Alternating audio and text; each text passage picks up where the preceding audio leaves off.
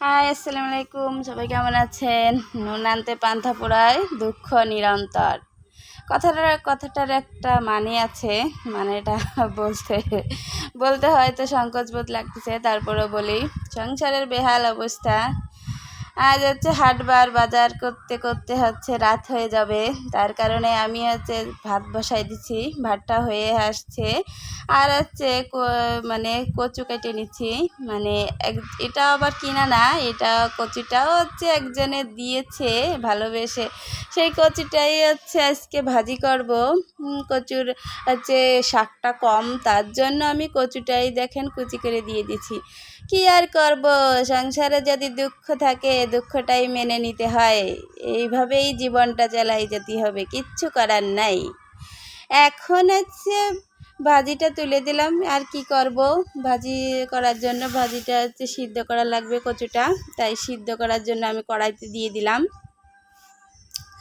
আর একে একে দিয়ে দেব মানে নুন নুন আর হলুদ আর কাঁচা ঝাল দিয়ে আমি ভাজিটা সিদ্ধ করে নেব। সিদ্ধ করার পরে আমি তেলে দেব। আপনারা তেলে দেওয়া ভাষা কীরকমের বোঝেন আমি জানি না। মানে ঢাকার শহরে আমি শুনছি বাগার দেয় বলে। আমাদের এখানে কিন্তু বাগার বলে না, আমাদের এখানে ভাজিটা তেলে দিলি বলে, তেলে দিচ্ছি এটাই বলে। কি আর করব, খুঁটিনাটি কাজকাম করেই দেখাচ্ছি আপনাদেরকে। ভালো মানে বেশি বড় করে রেসিপি করে দেখানোর সামর্থ্য আমার নাই, তাই বেশি কিছু আর আপনাদেরকে দেখাবো না। ভাজিটা কথা বলতে বলতে দেখেন ভাজিটা সিদ্ধ হয়ে গেছে। সিদ্ধ হয়ে যাওয়ার পরে আমি তেলে দেব। কথাগুলো শুনতে হয়তো খারাপ লাগতেছে, কিন্তু আমারও বলতে খারাপ লাগতেছে, কিচ্ছু করার নাই, তাই আপনাদের সাথে একটু শেয়ার করলাম, মনে কিছু করবেন না। রাঁধতে রাঁধতে প্রায় সন্ধ্যা হয়ে আসলো, এখনও বাজারের কোনো খবর নেই। বাজার থেকে মাছ আসবে, তারপরে রান্না করব। যদি বাসায় মাছ থাকতো তাহলে রান্না হয়তো আমার হয়ে যেত। বাসায় মানে কাঁচা তরকারি যথেষ্ট পরিমাণের আছে, মাছটা নেই, তার কারণে মাছের জন্য অপেক্ষা করতে করতেই আমার রাত হয়ে যাবে আজকে। কত রাত হয় আমি তাও জানি না। আপনাদের ভাইয়া গাড়ি চালাতে গেছে, গাড়ি চালাইয়ে আসার সময় হয়তো মাছ নিয়ে আসবে, হয়তো না হলে কারো কাছে পাঠাই দেবে। আমার কিন্তু এই দেখেন ভাজিটা হয়ে গেছে, তেলে দেওয়া সুন্দর করে একদম ভাজা ভাজা করে ফেলছি। কচু ভাজিটা অনেক সুন্দর হয়েছে। ভাজিটা অল্প একটু হয়েছে, তার জন্য বেশি ভালো হয়েছে। কম কিছু রান্না করলে এমনি দিয়ে সবসময় একটু স্বাদ হয় বেশি। দেখেন কত সুন্দর হয়েছে। সুন্দরের তোর শেষ নাই। যত যে যেভাবে রান্না করবে সুন্দর সেরকমেরই হবে। সন্ধ্যা হয়ে গেছে, ছেলেটা চলে গেছে তার নানুর বাড়ি, তাকে খোঁজার জন্য এখন চলে যাচ্ছি, কেন সন্ধ্যা হয়ে আসছে। কিছু কি আপনারা দেখতে পাচ্ছেন? ওই দেখেন আমার গুণধর ছেলে চলে আসছে।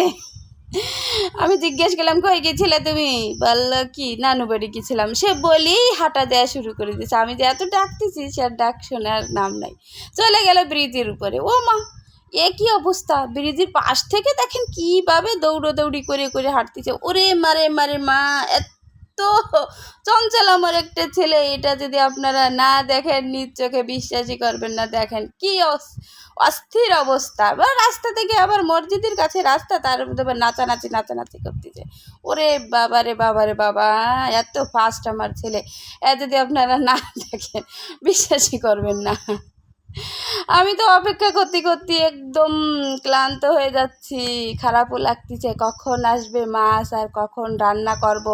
আমার আবার রাত্রের রান্না বান্না সেরকম একটা ভালো লাগে না, তার জন্য ঘন ঘন একটু রাস্তায় এসে দেখা করতেছে কখন আসবে। আর কি করব, আর গাছেই আছে খালি কটা ধুন্দল, ও তার প্রত্যেক দিন খাওয়া যায় না, বড় বড়ই হয়ে গেছে। বড় বড় হয়ে গেছে, কাটতে হবে। কেটে আমি আর খাবো না, একজনকে দিয়ে দেব। এই যে দেখেন চলে আসছে মাছটা আপনাদের ভাইয়া আমার ছোট ভাইয়ের কাছে পাঠাই দিয়েছে। আপনাদের ভাইয়ার আসতে অনেকটাই রাত হয়ে যাবে, তার জন্য মাছটা পাঠাই দিল। 3 পদের মাছ পাঠাইছে। এত রাত্রে কি 3 পদের মাছ কাটা কোটা রান্না করা সম্ভব বলেন? এই তো ইলিশ মাছ নিয়ে আইছে, 4টে ইলিশ মাছ নিয়ে আইছে ছোট ছোট, মানে সামর্থ্যের মধ্যে যেরকমেরই হয় সেরকমেরই খাইতে হয়। ছেলে বলতেছিল কদিন ধরে একটু ইলিশ মাছ খাবে, সামর্থ্যতে বড় মাছ হয় না, তাই কারণে হচ্ছে ছোট ছোট 4টে ইলিশ মাছ নিয়েছে। এই ইলিশ মাছটা কিন্তু ছোট হলেও অনেক স্বাদ, অনেক ভালো, একদম তাজা তাজা মাছগুলো। তাই কাটাকাটি করে হচ্ছে রান্না করতে হবে দ্রুত, তার জন্য আমি হচ্ছে মাছটা কেটে নিচ্ছি। আর হচ্ছে 3 পদের মাছ আনছে, আমি 2 পদের মাছটাই হচ্ছে ফ্রিজে রেখে দেবো, কেন এত রাত্রে আমার সবগুলো মাছ কাটা সম্ভব না, আর কাইটে ধুয়ে তো রান্না করতে হবে, তার জন্য আমি 2 পদের মাছই ফ্রিজে রেখে দিছি, যে বরফের মাছ তো যে কোনো সময় বের করে কাটা যাবে। আমি তার জন্য ইলিশ মাছটা রান্না করব, তার জন্য ইলিশ মাছটাই হচ্ছে কেটে নিচ্ছি। কি আর করবো, ছোট মাছ দিয়েই হচ্ছে বড় মাছের স্বাদ গ্রহণ করতে হয় সবাই। কিছু মাইন্ড করবেন না। দেখেন আমার প্রায় মাছগুলো কাটা শেষ, দেখতেই পাচ্ছেন মাছটা কিন্তু অনেকটাই তাজা, একদম ফ্রেশ মাছগুলো। ছোট হিসাবে মাছটার হচ্ছে অনেক ঘ্রাণ, আর হচ্ছে ভালো তাজা ছিল। আমি তো ভাবছিলাম এত রাত্রে মাছ আনছে হয়তো নরম হবে, কিন্তু না, তাজা একদম, আর মাছগুলো অনেক শক্ত। কি আর করব, ছেলেটা খাওয়ার চাইছে তার জন্য নিয়ে আসলো। আপনাদের ভাইয়ে তো গাড়ি চালায়, বেশি ইনকাম হয় না, যা হয় তা দিয়ে অনেক মানে খরচা দিয়ে টিয়ে বড় মাছ হয়তো আমাদের খাওয়া সেরকম একটা হয় না, তার জন্য ছোট ছোট মাছগুলোই হচ্ছে কিনে এনে খাই।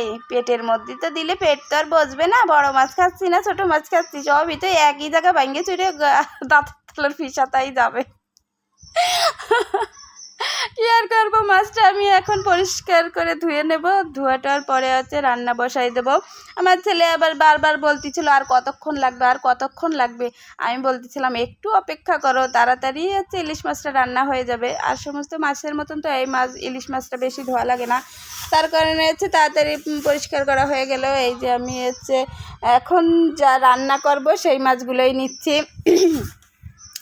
আমরা হচ্ছে 3 জন মানুষ, 3 জন মানুষের জন্য আমি 6 পিস মাছ নিয়ে নিয়েছি, বেশি নিলাম না।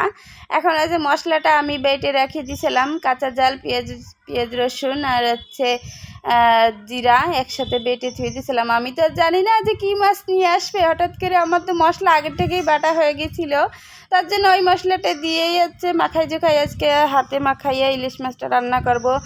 একটু সরিষা দিলে ভালোই হতো, কিন্তু সরিষাটা ঘরেই ছিল, কিন্তু পোকা হয়ে গেছিলো, তার জন্য সরিষাটা ব্যবহার করি না। এত রাত্রে আবার কোথায় যাব সরিষার জন্য, তার জন্য সরিষাটা মানে স্কিপ করে গেছি।